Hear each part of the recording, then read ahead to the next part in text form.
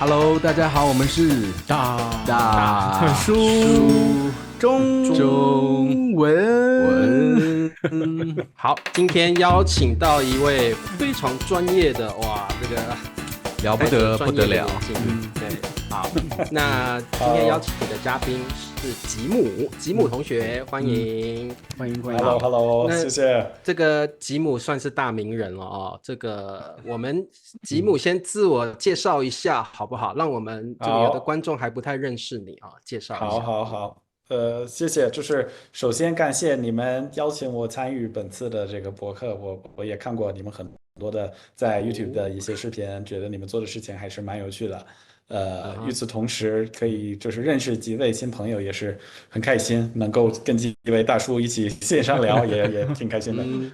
对。然后我个人呢，我背景啊，我说一下，我是一个本来自于硅谷的一个美国人，也是从小在硅谷长大，然后也是差不多16年之前从加利福尼亚搬到中国这边。那么目前今天我是录制本次的博客在深圳，我是在我深圳的房子这边。那你然那边现在后有台风吧？按道理台风的话好像已经过去了，已经过去了。对，经过昨天台湾晚上，到深对，圳去了。没错，是。所以现在基本上已经好了，然后现在就是其实那个外卖什么的都已经停止了，但现在都已经恢复了，包括什么滴滴啊、外卖啊这些全部都没有了。OK， 好，这个静特别要了解你一下哦，因为特别你在中国做的生意很不一样因为我先介绍一下我怎么找到吉姆。对，你为什么？为什么要让Ben叔介绍一下？就是我这次回国2个星期，然后就回老家嘛，跟我爸我妈在一起也没什么好聊的，我就刷这个小红书的视频。小红书，对，因为我平常很关注这个对外汉语的方面的嘛，所以有很多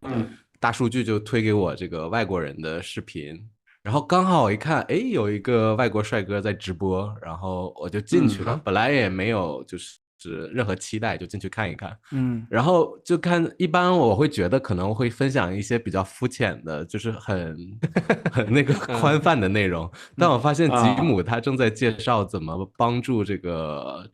中国人出海，然后去海外做生意。而且他介绍的用的词啊特别的专业，然后用特别流利的中文，用特别难的术语。我当时一边看，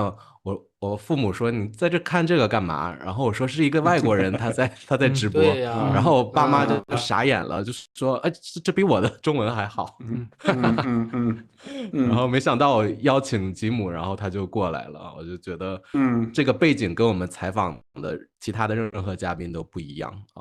所以要挖一挖。吉姆，我想问你，你接收到这么一个邀请，你不会觉得莫名其妙？一个学中文的频道邀请我干什么？长途做什么？没有还好吧，就是我自己之前也是有做过一个关于出海的一个播客，然后我也会经常邀请各种人参与。在前面呢，我也不断的在做包括 YouTube 的内容，我也有自己的频道，以及包括就是中国社美的。那么我觉得如果有时间的话，帮助其他人，我是乐意做的。我也看了你们一些知识国网的视频，我觉得你们做的事情也是有价值的。所以我觉得对，就是我很乐意帮到你们，而且我觉得你们做的事情也挺好玩的。那吉姆先聊一下好了，你是怎么接触到这个产业？比如说这种东西，我觉得比较专业吧，比较少人去做，就是帮助中国的产业出海。你是怎么接触到这个行业，然后怎么进行下去的？我想确认一个点是，咱们听咱们的博客的人主要是在哪个地区，以及他们是什么样的人？因为我介绍我在做的事情，我想了解我是否要把整体的直播行业给介绍起来。因为我们都有吧，我们面对的观众对来自世界各地，可能好像亚洲和北美都蛮多的，然后都是中高级的这个中文语言学习者，对，但是初级语言学习者也有一些在订阅在看，对，因为直播这个事情虽然就是在比如说北美、欧洲也有，但是这个普及的程度就是完全跟中国是不一样的，对吧？然后比如说现在有 TikTok，在美国也是有人在直播嘛，但整体的生态就是现在就是跟中国差得很远的所以就是。但我比如说我自己在做的事情是通过直播的形式在卖一个叫知识付费的课程，教育大家如何做这个海外援助工作。那所谓的这个知识付费领域，通过直播来卖课，这个行为是不存在在美国市场。所以就是首先就是不允许卖就是课在这个就是比如说 TikTok 所以就是根据这个，我想就是跟今天的观众说明白，就是我首先我在做的事情是直播，但是我在直播间卖的不是消费品，我卖的是虚拟商品。对，不一定说我不一定说我知识很多，但我我卖的是一个课程。对，你对你自己专业的东西肯定很了解嘛。对，所以吉姆，你说的这个平台叫 Fiverr 是不是？对，其实不仅仅是 Fiverr，就目前为止有两种平台，一个叫 Fiverr，一个叫 Upwork，两者是目前为止最顶尖的，就是互联网的平台，是做这个线上虚拟工作的买卖。对。然后我们课程是关于来自中国的一些就是创业者以及就是自由职业者是如何能够通过海外的平台去找到这些工作上的机会。所以吉姆，现在我们看到你的事业在中国这个风生水起，我们看到现在你的结果，但是我想回到最开始，就是你是在美国出生长大的，是什么？最早是什么契机是想让你来到中国，然后开始学中文？因为你在中国好像已经生活了超过15年了，对不对？对，是，对，就是今天大家我想确认3位的这个地理位置，你们都在哪些地方？我确认一下。我在西安我来自北方，但是我住在巴塞罗那。巴塞罗那。蔡叔住在西安，西安，然后在台湾，在台湾，好，对，就是说到我自己的故事，就是对，像我说的，就是目前是在深圳，但是小时候是在硅谷长大嘛。那么硅谷的话，其实是有很多的华人，然后特别是如果你从南湾区去旧金山、唐人街，是有很多的一些华人，包括就是很多的，就是我小时候以为是就是来自中国什么北京、上海、深圳，但大多数在海外的，就是中国城、唐人街的中国人是来自广东和福建比较多的。所以我小时候去那个唐人街，我从小听人讲，我以为是普通话，但实际上是广东话。广东话就是，然后我小时候就听他们讲这些，我就觉得哇，这是莫名其妙，就是有这么奇怪的一个语言，就是这是一个语言吗？我就觉得非常奇怪然后我就觉得，就是做一个外国人，你学习这个语言是不可能的，或者不可思议的，就是一辈子应该不能学这个语言了然后后面呢，就是在小学学的是法语，学不会，就觉得很难。那到了在升河系的一个高中学，叫 Bellarmine，是一个就是一个天主教的一个学校，他们是有中文课，所以就是14岁我就有机会就是接触中文的课程，是普通话的这样的课程。然后现在我37了，那等于是23年之前就是开始学习中文，然后在那个时候就开始学了4年，那后来在大学又学了3年的中文，那大学第3年呢，有个机会去北大做一个交换生，然后那个是在2009年，刚好是在就是北京的第一次的奥林匹克刚结束，是在08年的夏天。那我自己是在09年的1月份就到了，就是所有的牌子、海报啥的都挂起来了。然后你作为一个年轻的美国的小伙儿，到了北京，在那个时候就觉得哇，这个地方太有意思了然后本来其实没有什么打算在中国长期生活待着，我以为我可能只是去带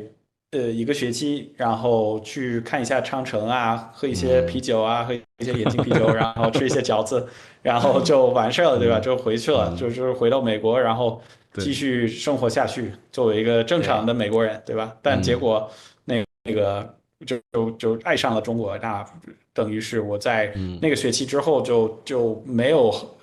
及时回去，我也是那个夏天，我也是从5月份到8月份就是在北京继续待着。那后来呢，就是在我回到波士顿学院 Boston College，就是完成我的这个大学第4年，然后第4年结束之后就是有那个毕业典礼。那么这个毕业典礼结束之后，我就是直接订了很便宜的机票从波士顿到北京，然后就是宿醉的情况之下，就是从那边就是坐的飞机到应该是到罗马转机，然后从罗马就是到北京，然后对，那个是在2010年的5月份，所以就是等于是15年之前，15年前，所以对，然后一直在这边生活下来，但本来没有很完美的规划，就是在中国来。如果你一开始问我你想要在中国待多久，我就以为是几个月的事而已。那你当时对自己人生也没有规划吗？只是想，哎，我来中国看一看，生活一段时间，体验一下。我觉得岁数越来越大，我觉得做规划越来越没有意义。就是我觉得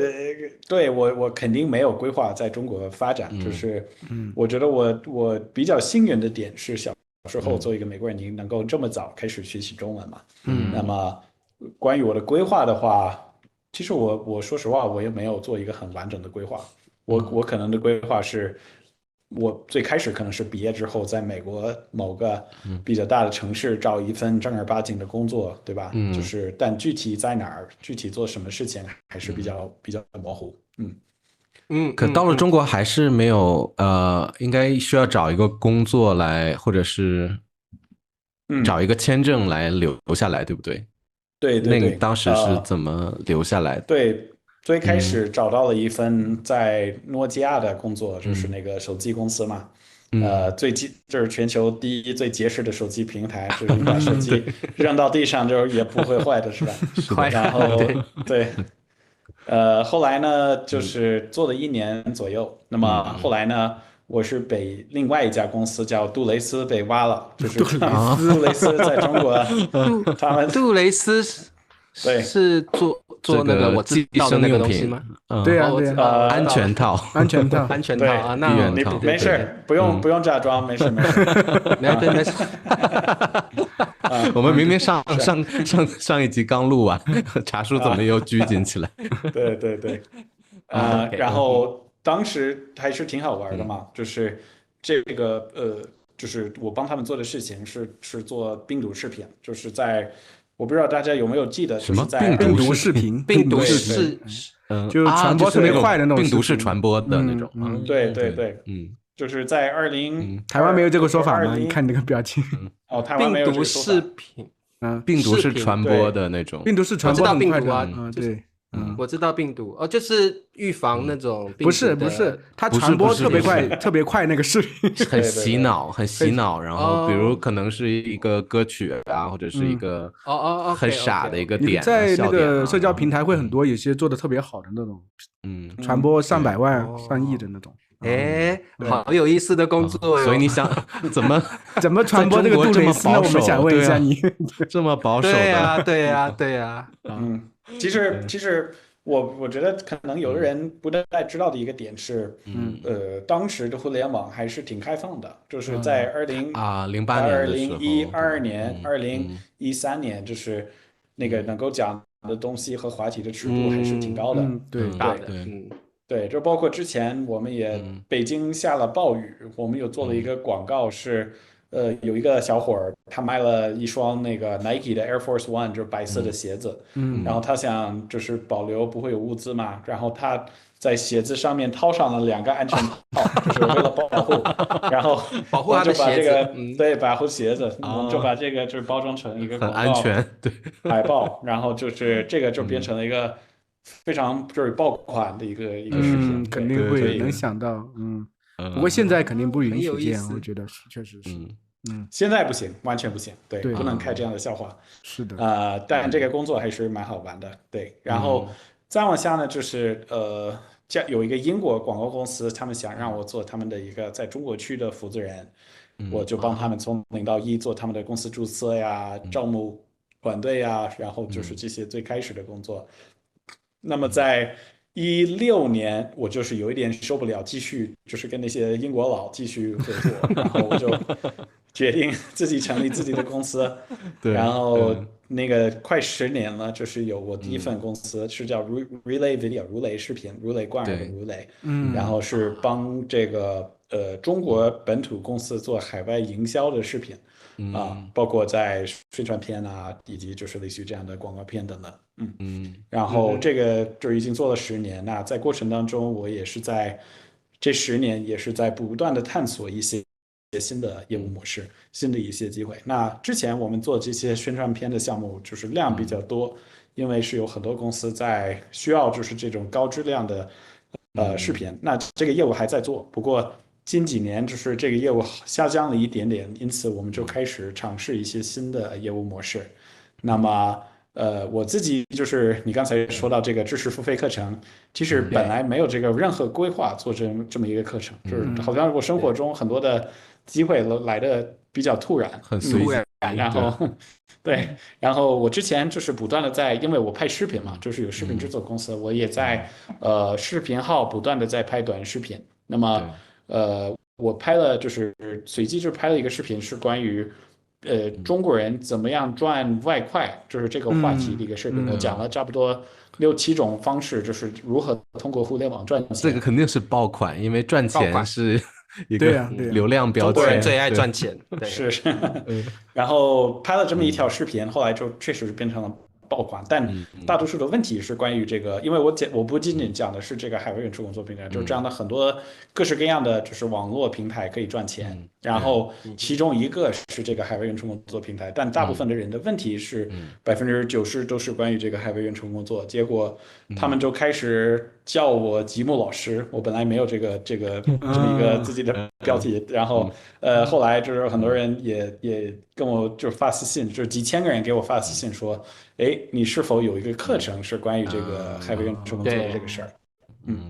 所以本来没有这个规划，那后来呢，就是要一系列的事情要做，要学习怎么样去做一个知识付费虚拟课程，怎么样去定位，怎么样录制啊，然后怎么样去卖。结果不仅仅是要做一个课，就是我本来以为你可以就是通过视频的传播来卖这个课，但后来我发现就是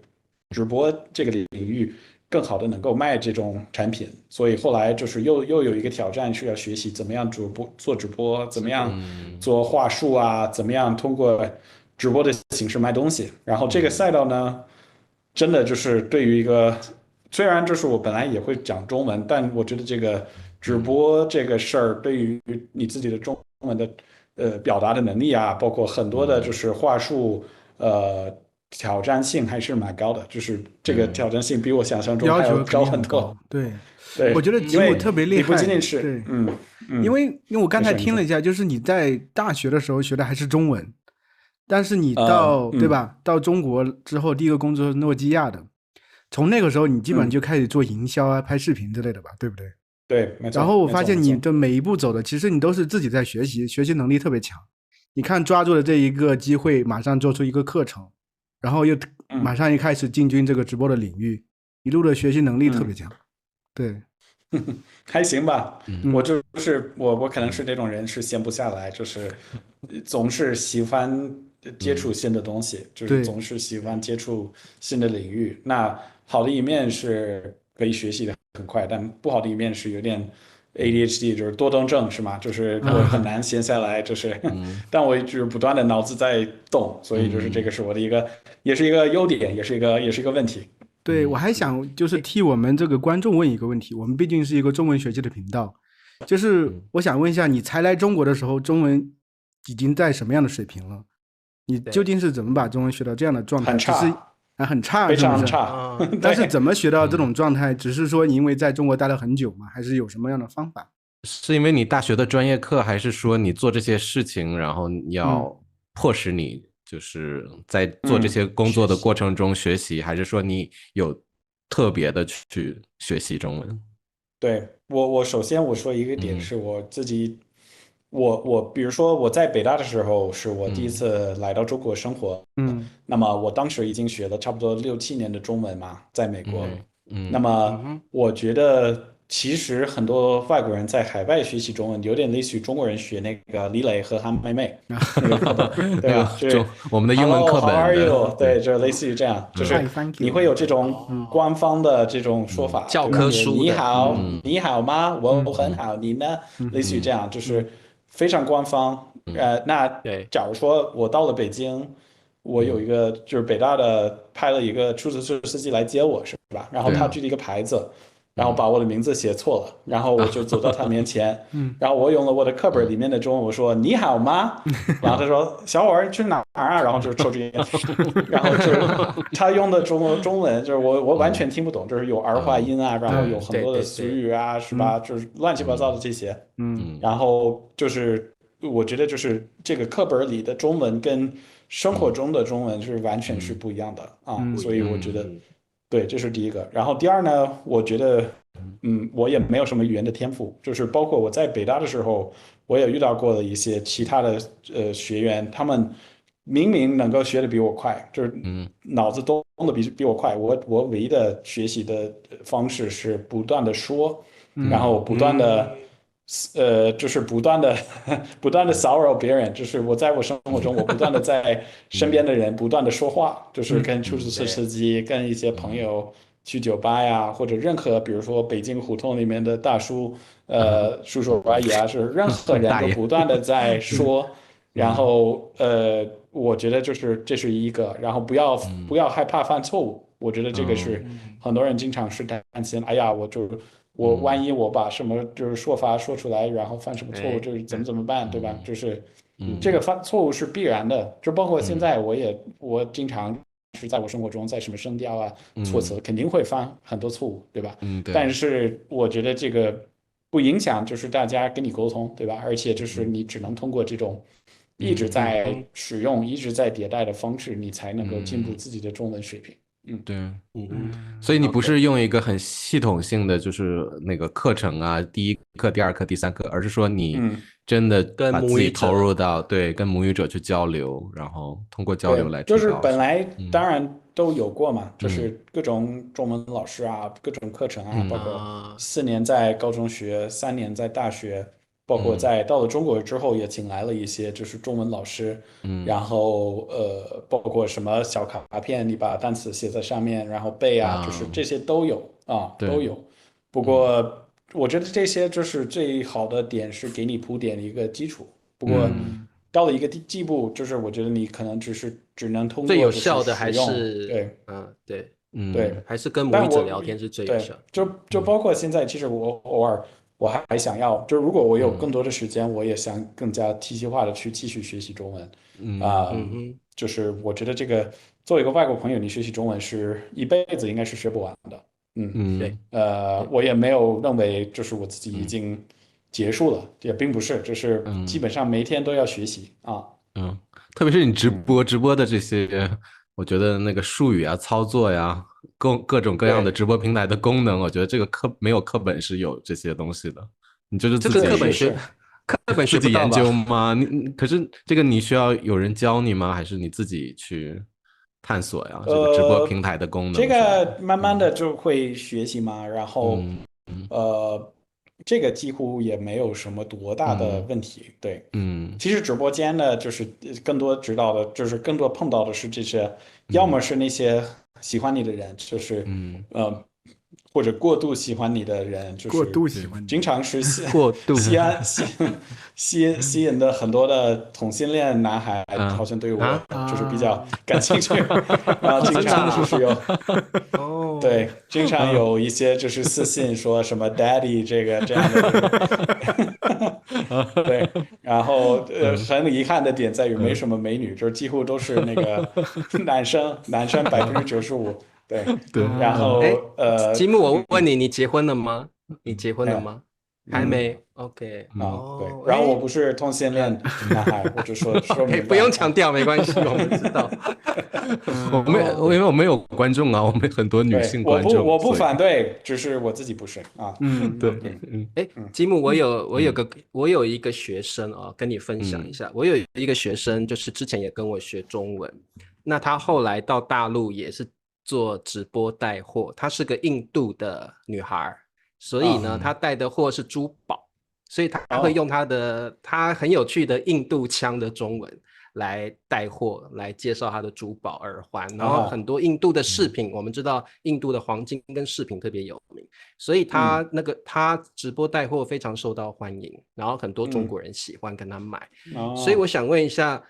吉姆，你在刚开始做直播带货的时候，你是怎么样？比如说，我们带货都要用一些比较有趣的词汇，或者是我的意思就是，当你在直播的时候，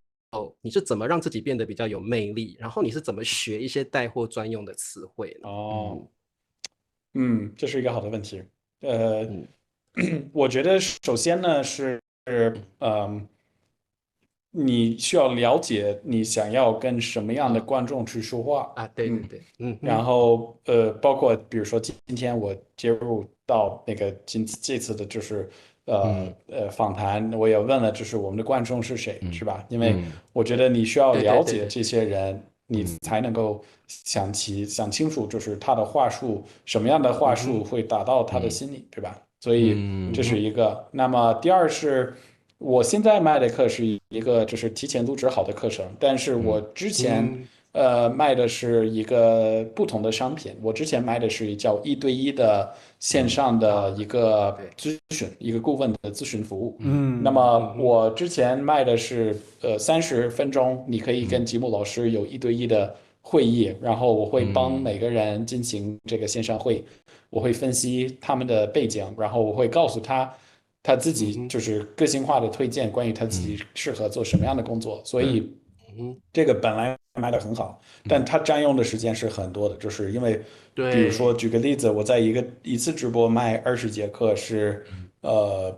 就是等于是10个小时的线上的会议，然后后来变成了我自己每天会占用很长时间跟就是拍我们的课的人进行线上视频，我几乎基本上我至少跟800多个中国人进行过这种线上的1对1的视频会议，所以这个是蛮有趣的一个体验，因为很多的点，其实我觉得关于这个事儿本身，我可以写一本书，就是有很多有趣的体验，但是我觉得对不同的人，而且就是我一开始以为就是我做这个事情可能是有很多1线城市的年轻人，可能是白领。这个员工可能想要就是做海外远程工作，但你做这个事情，你会发现其实很多想做这个事情是属于这种3线城市、4线城市的大叔以及阿姨都有，对，而且就是他们还是但很认真嘛，就是他们真的想要做这件事情，而且他们也挺可爱的，就是一开始有这个会议，然后。他们可能戴上自己的眼镜，然后拿着一个小本子，然后做好准备，就是 OK， 金墨老师，好，我想要就是在海外市场赚100万，怎么做？对，就是我觉得他们的这个认真的想要学习的态度，我还是非常喜欢的。所以就是我为什么说这个，是因为涉及到话术呢？我其实我做过这么多1对1，我对于他们的痛点，我对于他们的情况，我对于他们的在乎的点还是非常的清楚，对吧？所以后来做直播变成了比较简单，而且就是我觉得我这个外国的面孔已经有一个很好的吸引的点嘛，就是大家可能比较愿意停留几秒钟的时间。如果是一个就是你在刷直播，你看到一系列的中国面孔，你很容易刷上去，但我觉得你在看一个外国面孔停留几秒钟。至少会给你一部分的时间，就是听这个，这个老外在讲什么东西，就是我还是有点想知道，对吧？有加分，对啊，对，所以这个吉姆就是刚刚你说的是直播带货的部分哦，的确啦，中国人看到老外的脸孔，马上好奇，然后会想要评断你的中文说的好不好哦，所以我觉得回归到吉姆尼的生活上啊，就是说，你觉得身为一个美国人、外国人啊，在中国生活，你有没有什么不同的感受或体验？比如说一开始你习惯饮食、习惯天气、习惯中国人对待外国人的方式吗？嗯，我觉得会有部分的外国人来中国，是因为他们对于中国的历史、中国的这个文化、中国的这些习俗很感兴趣。然后说实话，也不是说我对于那些不感兴趣，但这个不是我最大的兴趣点。就是我过来的原因，以及为什么我就是持续生活那么多年的时间，是因为这里就像我之前说的那个多动症嘛。就是 ADHD， 我在中国，就是中国是一个快速迭代、快速有变化的一个地方，然后你可以每天遇到新的东西，遇到很多的新鲜感，有很多的新的科技、新的变化、新的社会上在发生的东西，然后包括人很多、公司很多、项目很多、机会很多，然后包括就是这边也是就是生活节奏、工作节奏也是挺快的。所以，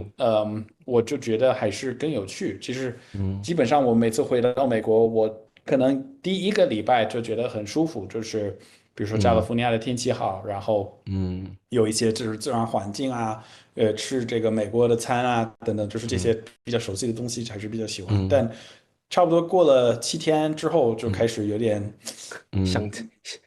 念中国，有点心里对，还是想回去了。对，你想很怀念这个那卷的生活吗？因为在国内感觉是更卷一点，那个整体的气氛。对，其实我觉得这个卷怎么形容？其实我想跟你们讲一个故事，是我前段时间还去了台北，然后我做了一个 Uber，对，然后我在那个 Uber 过程当中。我是就是从哪里？就是 Charlie 老师，你是在台北还是在别的城市？我在台北。哦，你就在台北，对，就是你知道那条河就是在台北中间嘛，就是一直在淡水河吗？对，就是你知道一个地方叫什么大稻埕，你知道吗？一个夜市。大稻埕我知道，对，在台北市，就是那个边上那个河，那个河呢是一直往北走，可以走到很北边的地方。对，我一般就是第一天晚上到了台北，我会在那个河边上跑步，就是对，它有步道，可以对，跑。然后我让一个优步司机从我酒店给我开到最北边的地方，这样我可以往南跑到顺着这个海边。那么这个司机给我送到那边的时候，他也问我一些问题，然后他说，我们就开始聊起来，他说，哎呀，你国语说的好好啊，然后我说，哦，谢谢。然后我们就开始聊，然后他问我在中国的生活怎么样，然后我就说着，然后说到一半我就说，现在就是深圳的有的人的生活的压力还是挺大，就是他们会觉得很卷。然后那个台湾女生说，什么叫卷？她不知道这个说法，没听过，她没见过。台湾不用这个词。对，但我觉得不仅仅是一个语言的区别，就是我觉得是能够发挥。台湾的社会就是不一定有卷这个概念，就是因为跟比如说深圳相比，跟中国的这些大城市相比，我觉得在台湾的生活，就是当然是有人会有一些压力，但不一定能够到这种没有到那种程度啊。对，所以我觉得这个事情对我的影响还是比较深刻。对。所以吉姆，你的意思是你到台北几天之后，反而觉得台北人的生活没有那么紧凑，没有那么比较懂得享受生活吧，就平衡的。你有这种感觉是不是？我不想冒犯，但我觉得没法比，就完全不一样。就是台北的生活对你来讲，比起在大陆的生活，其实是悠闲很多，缓慢很多。对，是的，没错。这个我认同，因为这几年台北人的生活真的越来越慢了，我不晓得为什么，就也没有以前那种竞争感了，然后越来越重视生活的品质跟休闲了。这个我认同，这个有，其实在中国大陆，我觉得这个是赞美，这个不会是冒犯。对，就是在中国大陆，它其实不同的城市也不一样。你像吉姆在深圳的地地方肯定是快节奏的，但相对而言，在西安啊、成都啊，整体节奏还是会慢一些的。每个城市不一样，没错，没错。所以吉姆，那对，我又回到中国的问题，就是因为我看从08年到现在，有很多外国人都离开中国了。你是从哪个节点开始你觉得我要继续在这边扎根，继续留下来，然后包括疫情都没有让你离开，疫情之后你还是留下来啊，到现在啊，到底是什么让你觉得啊，我要继续生活在这边？对，我觉得一开始，比如说你的生活的阶段是不一样的，对吧？就是我在最开始过来是20岁，就是想要有对，很多的，就是探险，然后就看到新鲜的地方，然后能玩的都玩，然后这是前面5年在中国几乎都是在探索，在玩。那么后来你会进入到一个想要稍微更加稳定一点的生活，然后就开始在工作上就是更加的付出，然后做更多的这方面的事情。那么其实一直没有最开始的5年就没有想到离开这个事情，就觉得太有趣、太好玩。那么一直基本上就是没有这个想法，就包括前面5年、前面10年，就是疫情的时候。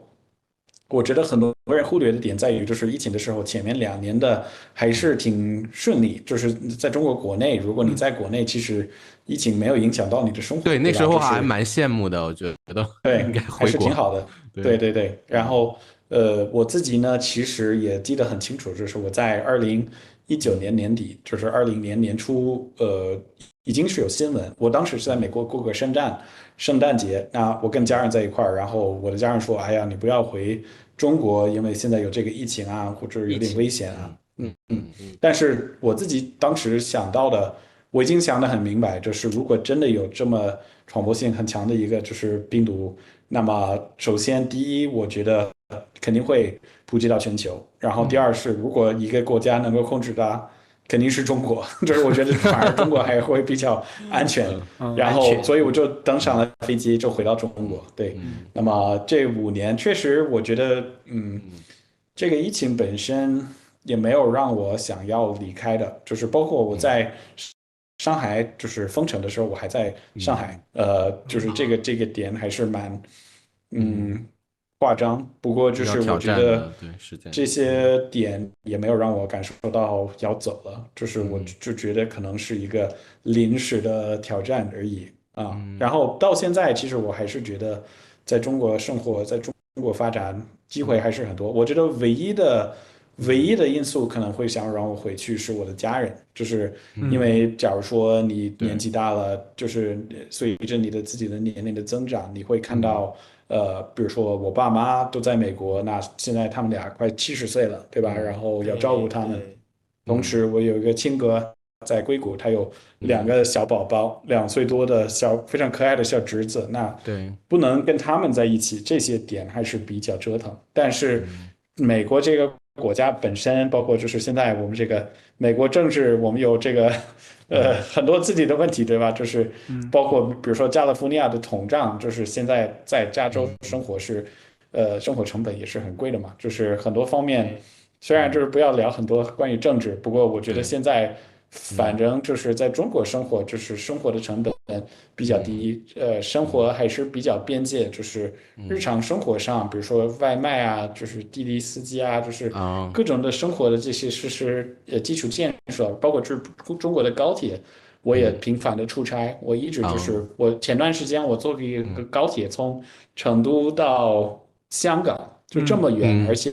中间全是山，结果还是对，能够做这么一个事情。高铁，就是我老家在加利福尼亚，我们从旧金山到洛杉矶，我们已经搞了差不多我不知道多少年，15年，花了好几十个亿美金，就是现在也不能做了，就是几乎什么都没有，对吧？所以啊，我就觉得中国很多方面，我觉得呃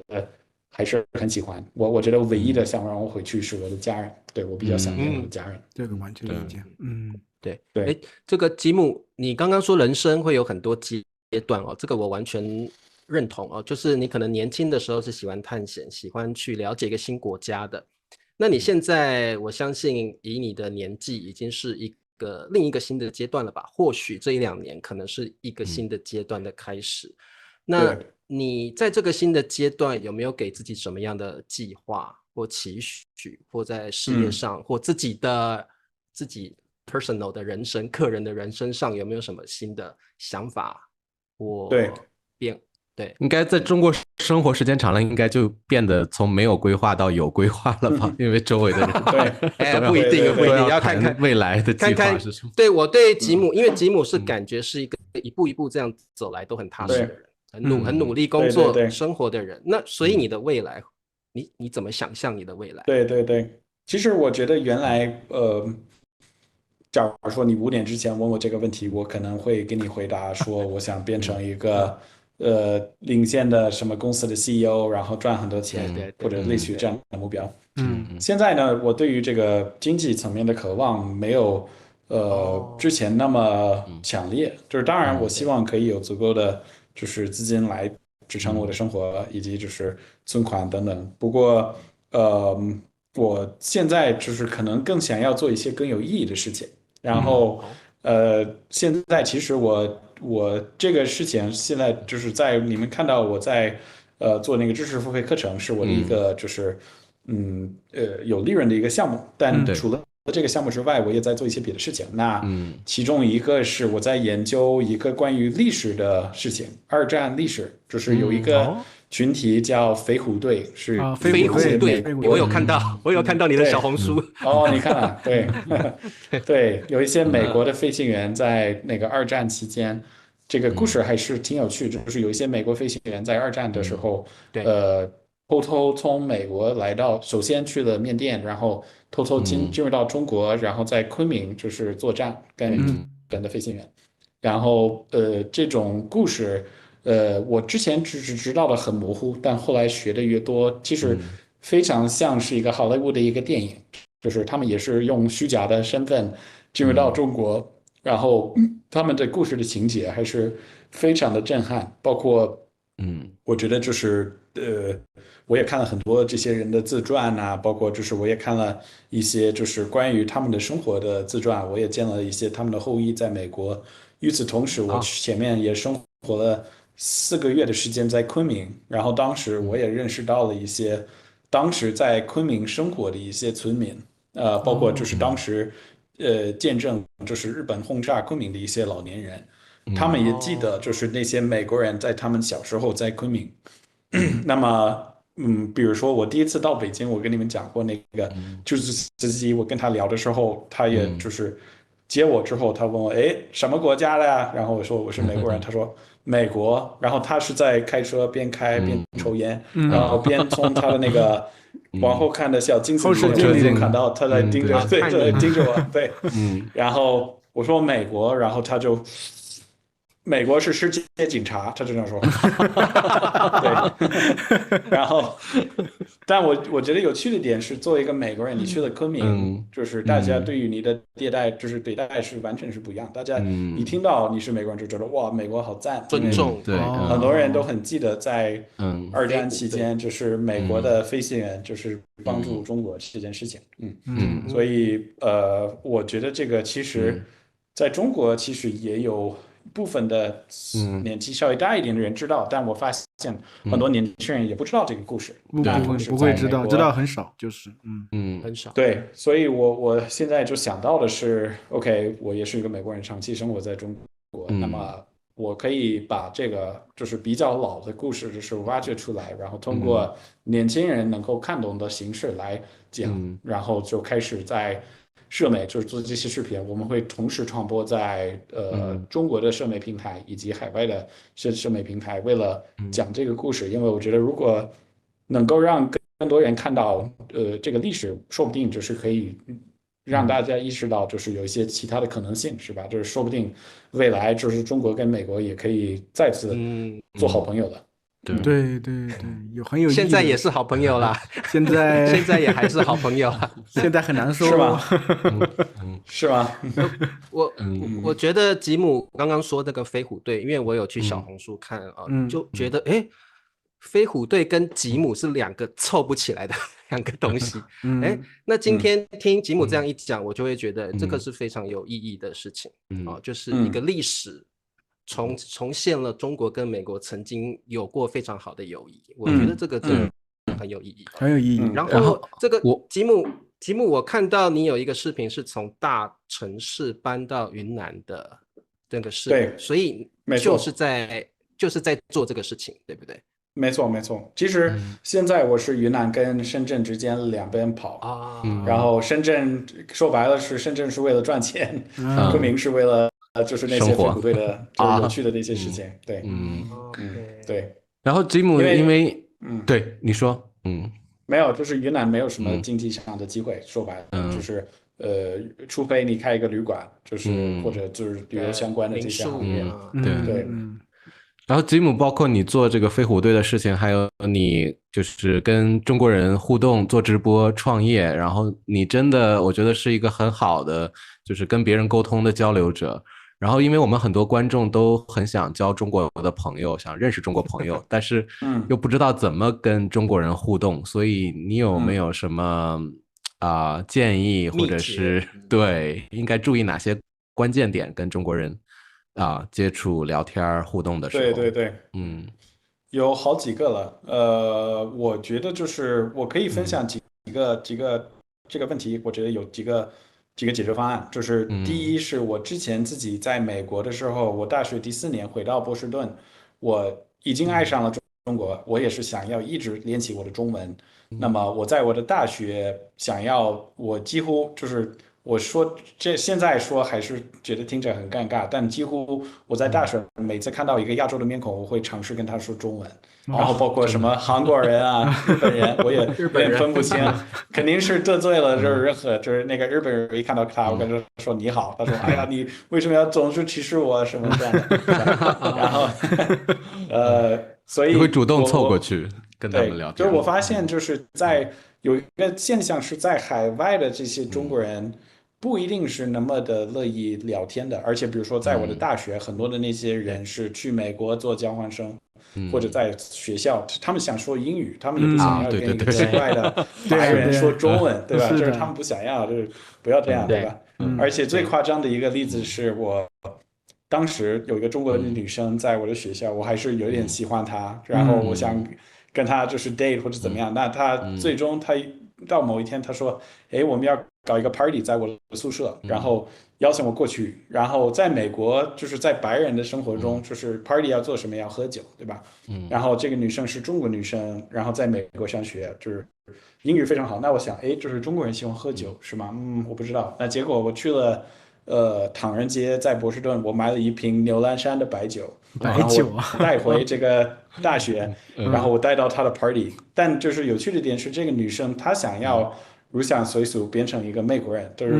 她完全不想要喝白酒，而且我买的白酒不是年轻的酷炫的人喝的白酒，是这种出租车司机就是喝的最低层的这种白酒。然后我就拿着这个白酒进来，我说：“哎，我们喝一个。”然后他就说：“不要这样。”不要。所以就是跟人接触的话，我觉得就是不一定那么简单。就是你一看到一个中国人在海外，你也不一定能够跟他直接聊起来，就是可能要最好加入一个类似于这种就是 Chinese Language Corner 或者一个俱乐部啊，或者就是这种机构。对，第二是我觉得就是社交媒体是一个非常好的方法，就包括特别是小红书。前一段时间有那些就是小红书有难民嘛，就是那些 TikTok 逃离的，那我觉得到现在你作为一个外国人，你注册一个小红书账户，你开始发布内容，包括你说中文说的很糟糕，还是会有很多人跟你互动，然后这个是一个方法然后第三呢，就是当然是有一些就是专门的线上的老师，像3位很厉害的老师也是可以教育大家，对吧？我觉得也是。礼尚往来，帮我们做广告，对，帮我们推荐了一下。对，而且就是第4，我觉得是就是谈恋爱嘛，就是谈恋爱也是一个好的方式，就是要么在自己的国家，要么在就是别的国家，或者在网友或者怎么样，就是我觉得谈恋爱是最快速能够进步自己一个语言水平的一个方法。不过有的人听这个可能是觉得，哎呀，我不要因为我要学习中文跟一个中国人谈恋爱。不过我觉得，我不能说任何评价关于这个思维。不过我能够很诚恳的告诉大家，这是一个非常好的学习一门语言的一个方法。但是在确立关系之前，我觉得确立关系之后就懈怠了，要把那个谈恋爱的过程拉长。对，极限拉扯是不是？对 ，OK 啊，这个其实我们还有非常多的问题啊要问吉姆啊，不过这个吉姆是百忙之中抽空啊来参加我们的节目，我们真的获益匪浅啊，我觉得真的从工作上、商务上一直到这个吉姆的在中国的生活，